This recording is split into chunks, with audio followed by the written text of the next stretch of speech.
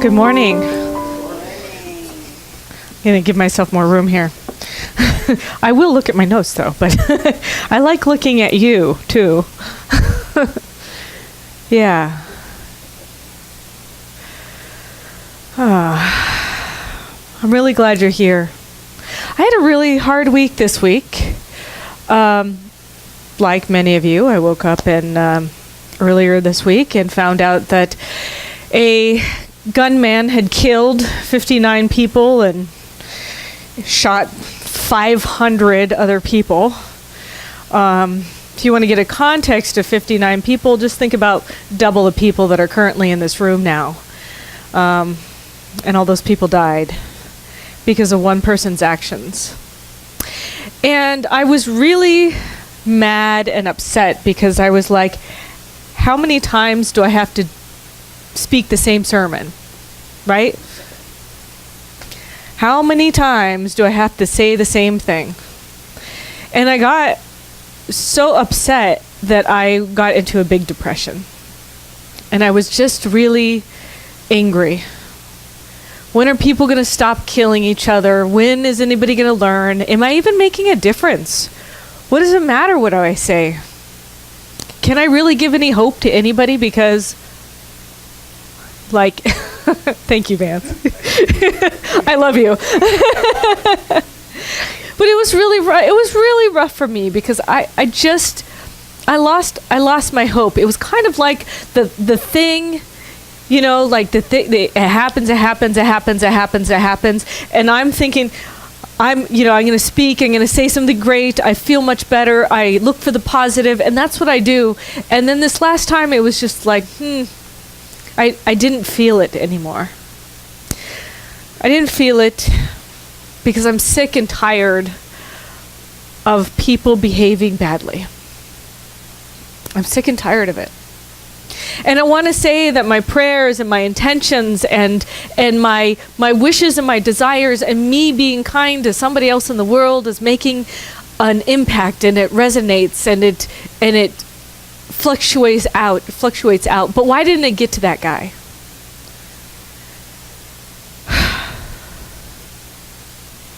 And I imagine that there's many of you in the room that feel the same way. So I've been really thinking about this and realizing that even if there are really mean people in the world, and there are people that are hurting, that really it comes down to the only reason why they are that way is because they were not loved enough. And I talked to my friend, Reverend Susan Overland. She and I are prayer partners. We have been. We went through class together and ministerial school together. And she's the associate minister at the San Jose Center. And she posted something because there's some beloved members of the San Jose community whom I knew very well. An elderly couple. And as far as I know, and I don't know exactly 100%, but I'm pretty sure that they decided to end their lives together. And I've known them for 17 years, and they were elderly, but they finally got to the point of, if we're going to, and by the way, happy people, generous people, abundant people, really fabulous people. And I think one of them got to the point where they were ill and knew that it was the end of life, and the other one wanted to go with. So it's kind of a romantic Romeo and Juliet thing, you know? And at the same time, those of us left behind have that same question, why? Why? And I get the answer on little things every day. The little things of love. I think that I just need to be reminded to cherish life a little bit more. And as Susan Overland would say, she said, love harder. Get the people that I see every day and love harder, because maybe somebody in this room is suffering. Maybe somebody in this room lost somebody recently. Maybe somebody in this room is having their own physical challenges that they're dealing with. But I want to invite you to see if you can look at every single person in this room, no matter who they are, how much they know, whether or not they're perfect or if they've done the right thing today, and see if you can see the love in them. See if you can love them harder. What I do know is that good always comes from tragedy. And while I was really frustrated this week and upset, I know that while one person did a very terrible act, and we may never know why, how many people helped out? Out of those 559 people who were injured or lost their lives, how many people contributed to supporting them? Susan's her niece is a nurse at one of the hospitals and happened to be working that night. She's one of the lead nurses. And they got the call, and the main surgeon was there, and he told her, and they decided to go into emergency operation. They plan for these things at hospitals. They don't know if there's going to be a bombing or, something ridiculous that happens. But they planned for a large group of people coming in, and they had this kind of triage going on. Red, orange, yellow. Red meant head or abdominal wounds. Orange meant other types of wounds. Yellow meant maybe you got shot in the foot or the leg or the arm. And so they had to triage people in. But they called everybody that they knew to come in. And these surgeons worked 16-hour days to process at that hospital. They had 200 people who came into that particular hospital. And Susan's niece worked 16 hours and just became the person who could just work and try and help as many people as possible. And there were people, some guy stole a truck because he saw the keys in the ignition, and he was at the concert and he saw somebody's truck with the keys in the ignition. He grabbed the truck and he did several trips back and forth, just piling people in who were injured in a pickup truck. And then he put a note out to the police and to the hospital, like, I got your truck, whoever you are. Give me a call. And the next day he got a call. And the guy didn't care. He was grateful that this man jumped in to make a contribution. See, this is when we show who we really are, is when we have trauma.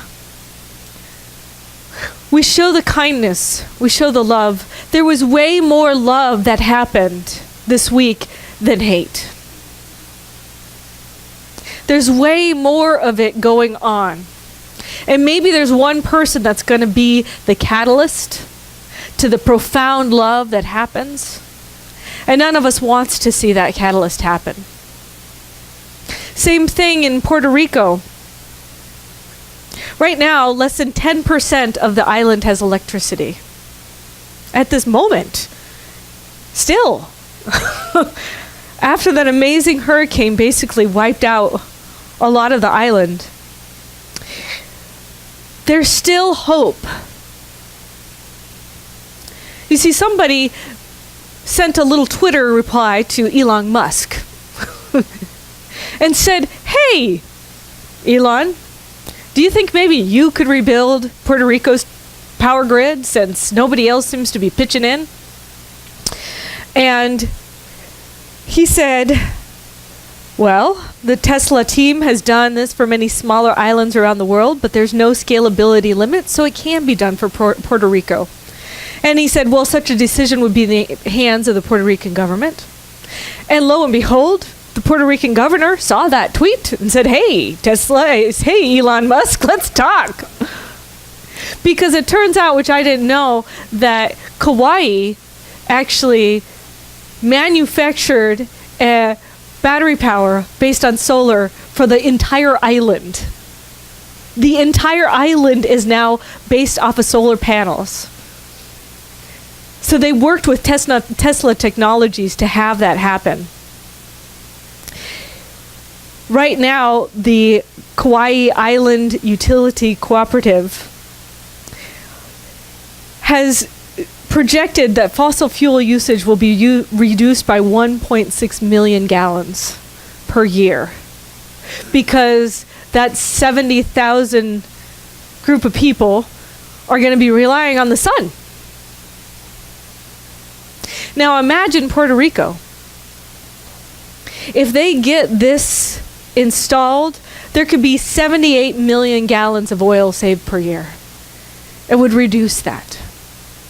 Now we look at this tragedy, and this tragedy is a tragedy. Again, people lost their lives. People lost everything they had.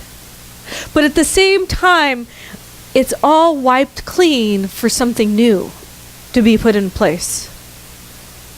And when we're here and we're talking about a world that works for everyone, a world that works for everyone is a world where we can have equal access to electricity and power. Because the sun is infinitely everywhere. And it is possible for us to get electricity just by the sun. Now imagine the reduction in costs for the Puerto Ricans. That they don't have to rely on foreign oil or non-foreign oil, but regardless of whether it's not foreign or not, it still has to be shipped to an island, right? Imagine the cost savings. So here we are praying for a world that works for everyone. And this horrible tragedy happens. And some idea comes about that benefits 3.4 million people. So I have to say, what is it? Is it the world going to hell? Or is the world becoming a better place? And while I have my own personal grief and sorrow and sadness, because I just don't want people to be mean to each other, I gotta realize that somewhere in all of that, the world is actually becoming a better place. It really is becoming better. We're looking at this book, Undefended Love. And it's recognizing that the perfect love, undefended love, infinite love, is who we really are. And it's really interesting. This book goes into the fact that each and every one of us has these defenses. Like, oh, I really want to be loved and I really want to love you, except, there's going to be an except, right? Because something happened to you in your past that hurt you. Somebody hurt you and harmed you. And so we have these defenses up with each other. We wear masks. We pretend to be somebody we're not. But who really cares? I want you to be you. I want to see the you that you are underneath all that. Because whenever I release my defenses, then I get to see you without your defenses. But it takes true vulnerability. It's really scary to come up and admit that your life isn't going the way you wanted it to go. It's really scary to admit that maybe you made some mistakes that you regret. But if we were to look at ourselves and decided that we were valuable enough to be loved, we would be willing to step into being vulnerable in front of other people. Because it's true vulnerability that creates the trust. In order to create the trust, you need to be willing to take your defenses down. We are often taught to believe that we only experience love if someone else or somebody outside of us loves us or we love them. We look for vehicles to give and receive love instead of realizing that we are love. Ernest Holmes said, what you are looking for, you're looking with. So I want to encourage you to stop attempting to conquer or acquire love. Maybe you're in there and I'm going to make love happen. I'm going to see love in the world. Yeah. Or maybe you're looking for the perfect and right partner and you're like, wow, I want this person to be my everything.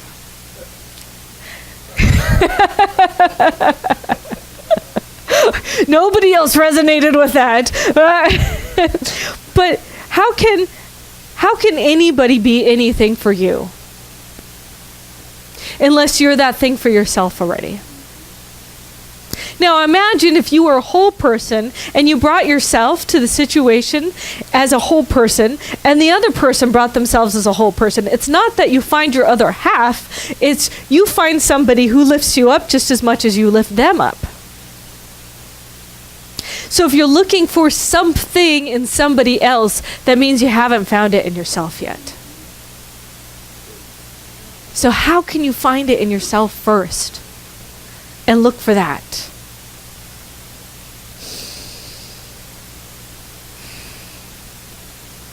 Gay Hendricks said that the love's true purpose is to free the essential self. And the essential self is just another word for the God self, or the divine self, or the truth of who you are. When we love, the infinite is loving through us. When we give, the infinite is giving through us. We're just opening ourselves up to the truth of who we are. We get hindered by our own personalities and our emotional baggage and our thoughts and our self-deprecation. It hinders us from being the truth of who we are. But if we could just get that out of the way so that we can allow the love to flow through us, we can truly create a different idea possibility for this world. Ernest Holmes said, "The wonderful person you are looking for is really the divinity already hidden within you. God as you, what you are looking for, you are looking with." So how do we attract love into our life? We attract it through our wholeness. It's kind of, so I was in this relationship, my first really long-term relationship. We were engaged to be married. Some of you have heard this story. And this woman fell in love with another woman. So I was heartbroken. And I was like, what did I do wrong? What's wrong with me? How come I wasn't good enough? How come something enough? Anything. How come I wasn't this enough? And I realized that I was looking to her to fulfill my needs. And so I decided to get really clear that I wasn't going to be with anybody until I loved myself fully. And I was very clear. I even met Gina. I was like, I'm not going to be with anybody until I love myself fully. And I got to the place where I really didn't want to be with anybody. I was really happy just being with myself. I love myself. I loved hanging out with myself. I loved my expression, my creativity. I was just loving myself. Well, that's when I really fell for Gina.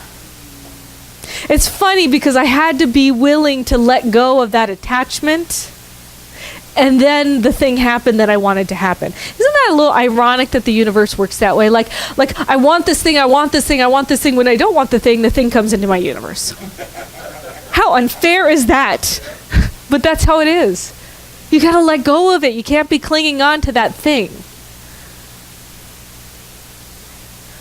I want everybody to be nice to each other. I want everybody to be nice to each other. I want everybody to be nice to each other. But if I let go of that want and I just become that thing, it starts coming into fruition.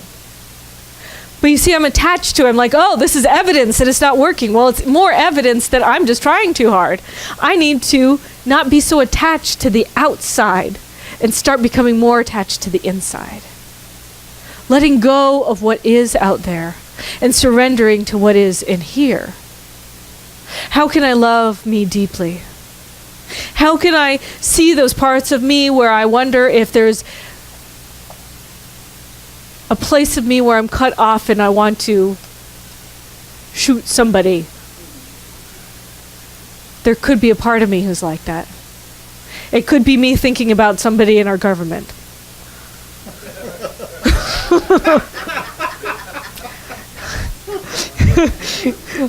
So how do I get to the place, right, of really loving?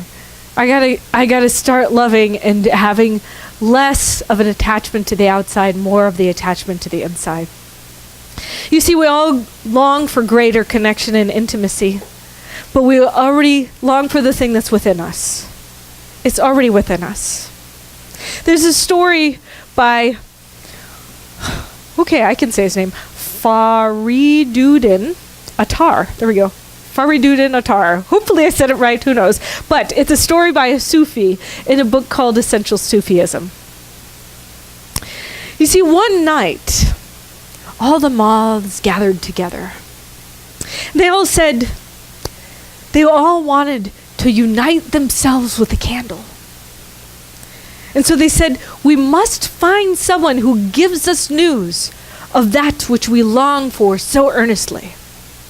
And so one of the moths went to the castle where the candle was lit.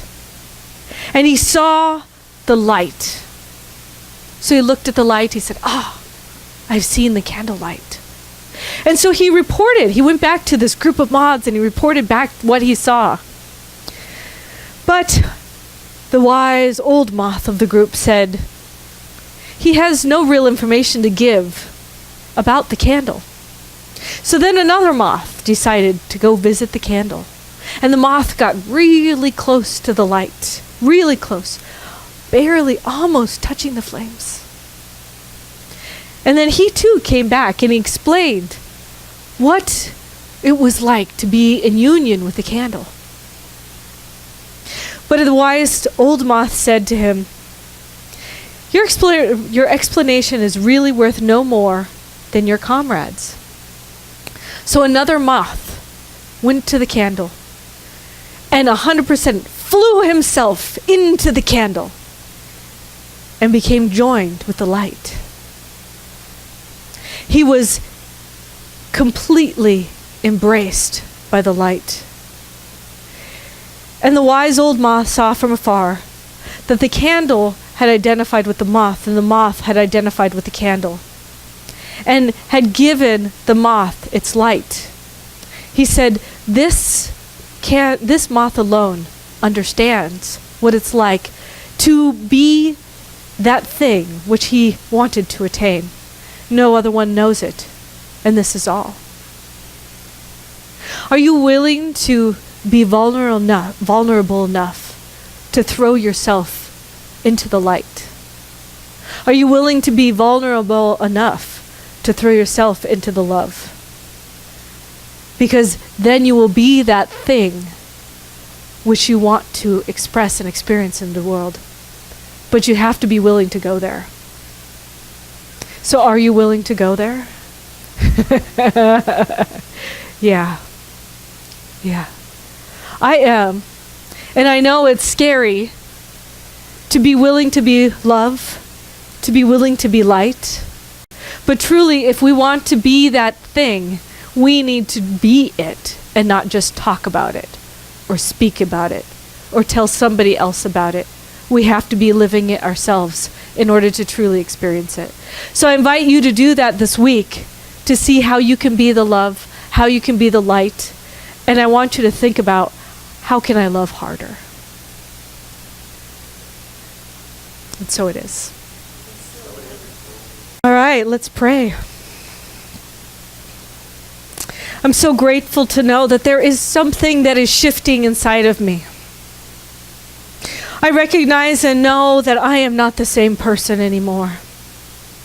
I know that within me there is a channel of light that I am truly in alignment with. That I am the beacon of light, that I am the shining expression of love on this planet. And so I surrender to that idea. I'm willing to let this flame of light burn away those things that I see as inefficiencies, as not enoughness, as have-tos, of gotta-bes. And I surrender into that idea that truly all I am is this loving expression. Because I know that this is what the universe is. I know this is what God is. God is that infinite expression of love and light. It does not judge me. I'm the only one who judges me. It does not judge the world. I'm the only one that judges the world. And so I release my need, my attachment to have to be that way. I surrender to the idea that I alone can be that divine expression of light in my own truest self. And so I know that each and every person here is that channel, that cutout, that illumination of light on this planet.